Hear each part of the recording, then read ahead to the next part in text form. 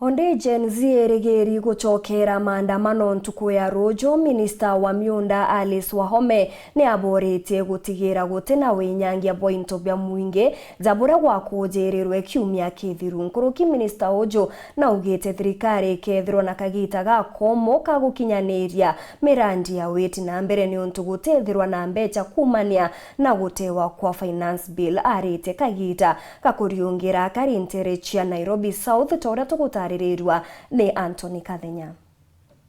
Now, the Gen Z millennials kile wala nili nyomba jante tonkura ni kigoro kia muthenyo egoro Rais William Ruto ni alerithia jeshi batithiro balikire maandamano maimwana bia Gen Z mala makwirigiro kuthithika muthenyo aro. Rais William Ruto kiuga polisi ni jikethiro ikiga wikaria barabarani jamu jwa Nairobi. The Kenya Defence Forces will not be on the street. They only come as a last resort. If the demonstrations will be peaceful, I promise you, the police will be there to protect the demonstrators. But the police will also be there to make sure that the criminals, the fellows who come to burn offices, the fellows who come to loot property, will also be dealt with. Rais William Ruto kiongera kuga ati polisi no mpasito mikire ya Kenya bola kubatire kikatiba amuna kuthina mbere kugweta ati polisi ni barutire ngugi mbega kire maandamano maria maithukire bunge nene KIUMIA KITHIRU. Amuna ogu Rais William Ruto ni ogwetete maandamano mama mejorito ni ekinae. Those who respect the law must be protected by the law. Those who do not respect the law must face the full force of the law. That's how it operates. That's how we will have a society. Here's the same way we must condemn excessive use of police powers, but we must equally deal firmly and decisively with criminals who put the lives of other Kenyans in danger, destroy property of hard-earned earnings. There are many people, Linus, in this demonstration that have lost livelihoods, that today their children are crying.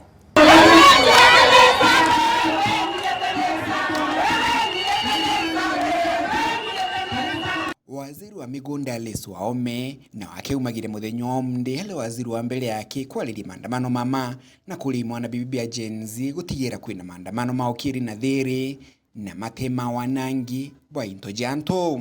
Indeed, it is hurting. Because you lose one Kenyan, that is a minus. It's not a plus. You lose a policeman, it's also a minus. You lose property, it's also a minus. You break people's properties, you steal, you burn, that is a big minus too.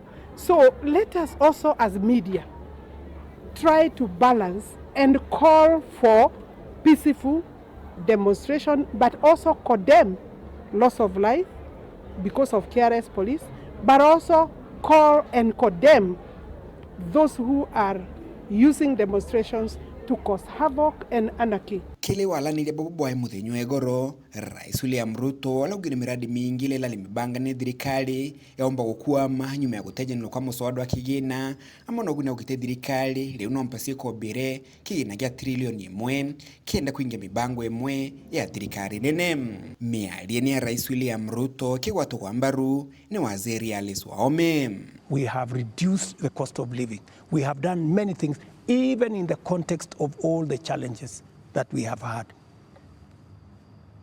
I am telling you, I came in and I believe I am the right person to be in this space when Kenya is in a difficult position, because I believe I am the person who can sort out the challenges that faces Kenya at a point like this. Kuna vitu nyingine tutaondoa, si ndio? Na kuna yale tutawacha. Kuna yale tulikuwa tunafanya, pengine si emergency ama si lazima, si hiyo itakaa. Kuma mji muneno Nairobi, Mbeta Anthony, rangi wa Kadhenya.